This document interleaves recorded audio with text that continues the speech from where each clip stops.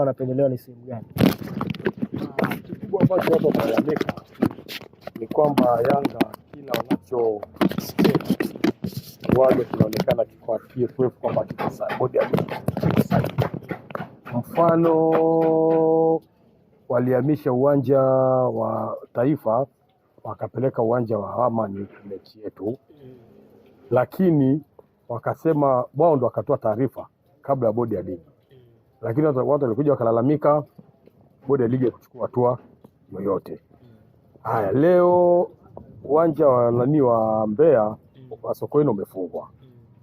Wale mabwana wametoa taarifa kwamba uwanja utakuwa ni Tabora. Wao wanahoji na wanagoma, lakini kwa kuwa ni watoto wa bodi ya ligi, bodi ya ligi itatii masharti na uwezi amini mabadiliko yatafanyika Na uwanja utabadilishwa.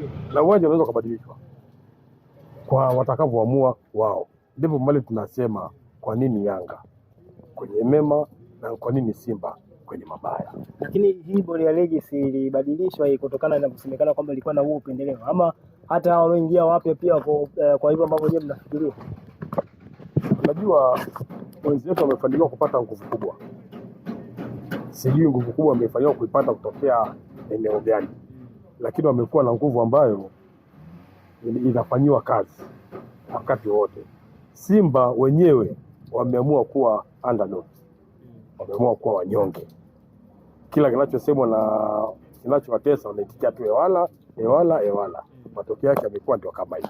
Lakini Waswahili wanasema iko siku mtu unavuna ulichopanda. Sasa hivi bodi ya ligi haiongozi Yanga, bali Yanga ndio inaongoza bodi ya ligi. Bodi ya ligi haiongozi Yanga, bali Yanga ndio inaongoza bodi ya ligi. Na sio kwamba bodi ya ligi inafuata kanuni. Hakuna kufuata kanuni. Maana kama mtu anaambia bodi ya ligi mna mamlaka gani, na bodi ya ligi hawajibu hiyo mamlaka waliokuwa nayo, wamekaa kimya, ujue tayari bodi ya ligi inaongozwa, haiongozi. Ni kwamba wale watu ambao labda kipindi kile walikuwa hawahitaji wawepo, wakisema waondoke, wengine wajiuzuru, lengo kubwa lilikuwa ni hili la kuweka watu wao. Hiyo ndio ilikuwa eneo kubwa, na ndio maana wale walikuwa wanapambana sana watu waondoke, waingie wanaowataka. Baada ya watu kuingia, matokeo yake umeona. Wao sasa hivi wanajipigia tu. Ni sasa na teso ni kupambana na matumla.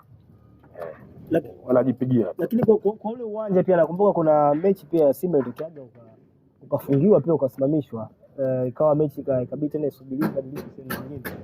Ulisikia kulalamika? Hapana, sisikii. Uwanja ulipofungiwa tulisafiri. Muda ulikuwa ni mfupi, ulikuwa ni mrefu, ulikuwa ni mfupi. Muda ulikuwa unatosha sana. Lakini tulitii masharti bila shoti. Tulisafiri tukaenda Dodoma, tukacheza mechi yakasonga. Shida kubwa hapa ni wao kutokuwasikiliza bodi ya ligi. Basi. Na bodi ya ligi ndio inawasikiliza wao. Inawasikiliza. Hawa waendi kweli hao. Hii mechi Tabora hawaendi kweli. Hawaendi. Na utasikia mabadiliko mengine. Hawaendi. Lakini Alikamwe alisema kwamba inabidi taarifa itolewe baada ya masaa 48. Ndio hivyo anaanza hivyo taratibu, ndio taratibu, hawaendi. Na hawatafanya lolote. Hawaendi na hawatafanya lolote.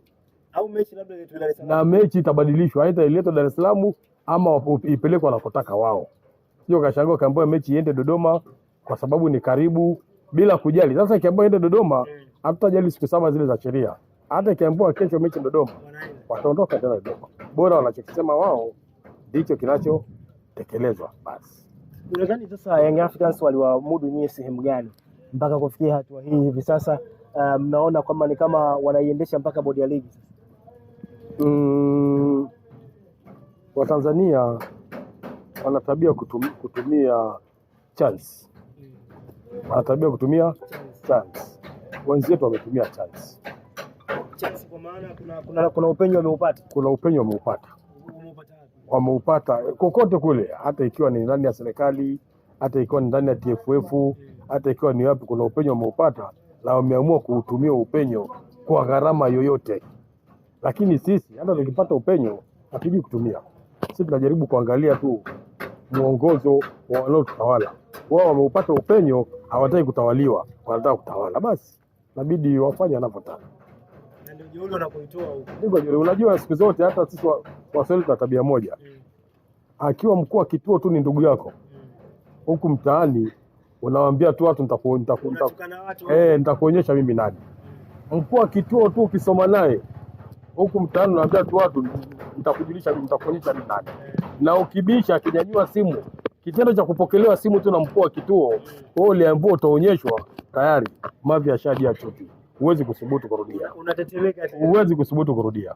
Ni kama sasa viongozi wenu tutumie kauli kwamba hawawasaidii nyie wanachama wake kwenye video vyenu ambavyo mnawafikishia, ama ni kitu gani kwamba wameshindwa sasa kushindana na viongozi wa Yanga katika hili?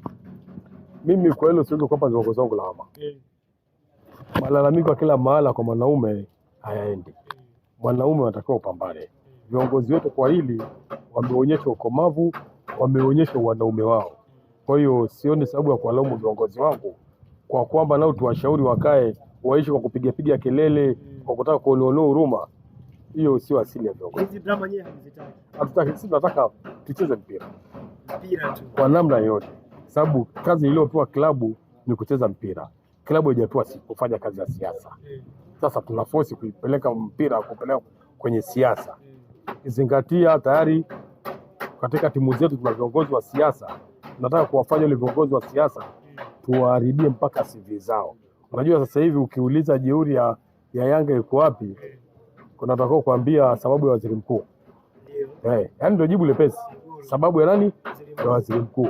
Kumbe maskini wa Mungu anakuta waziri mkuu wa watu hata huo mpango hahusiki kabisa, lakini tayari anahusishwa. Na anahusishwa kwa nini? Na yeye hajatangaza kabisa kwamba mimi sasa hivi sio mtu wa Yanga. Mimi ni mtu wa taifa. Ni mpenzi wa timu zote. Kwa hiyo upumbavu wenu mnaofanya msitumie jina langu. Hajatoka hadharani akadhibitisha. Watu tunaamini wanatumia nafasi ya watu wenye vyeo vyao kuvuruga mpira wa nchi. Unajua unaweza ukapata kiongozi shabiki lakini mwenye msimamo wa ukweli. Sasa Makonda sio mtu wa kuyumbishwa. Yeye anaangalia kisu kinakata wapi, msumeno unakata wapi. Hicho kitu ndio kitu ambacho ninachompendea Makonda. Hakuna kitu kingine.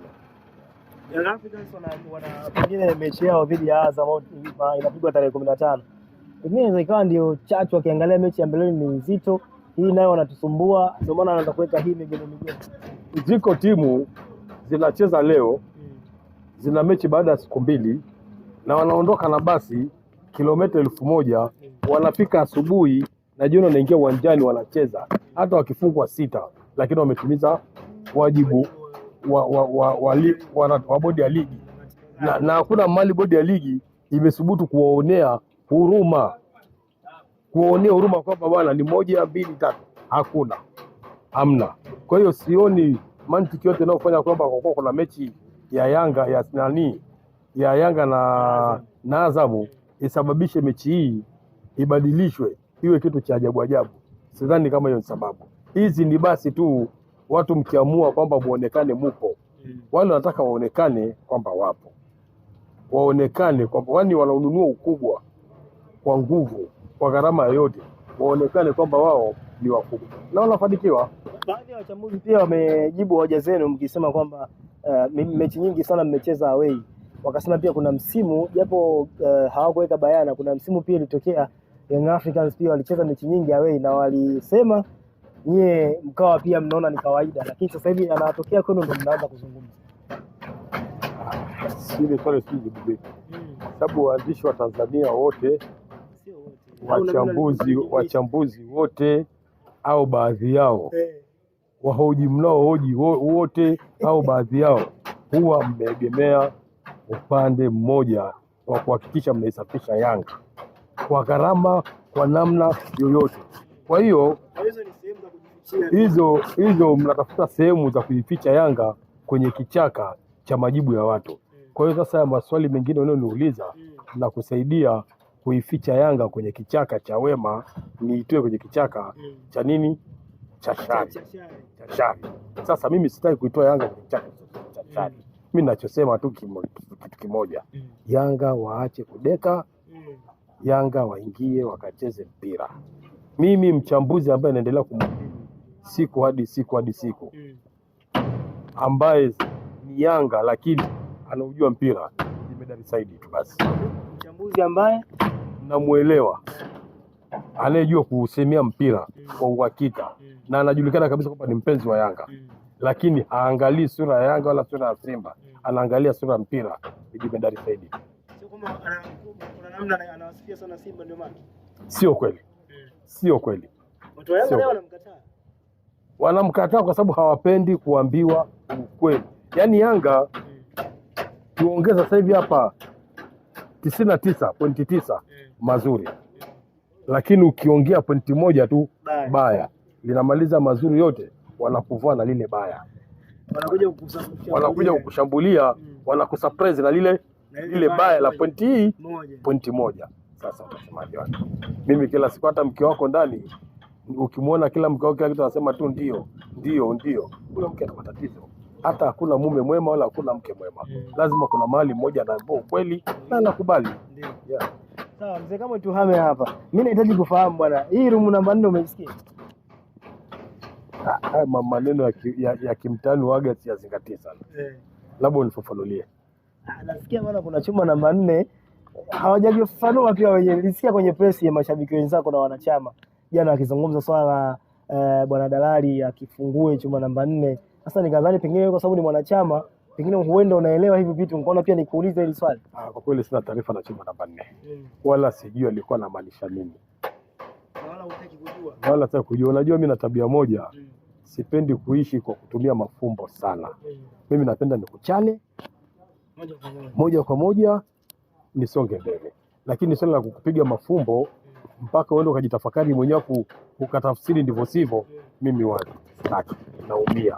Nataka nikwambie ukweli. Sasa hicho chumba namba 4 walichokisema wao kwa kweli ndio nakisikia hapo. Kama mimi nimemaliza, nikushukuru sana. Asante sana.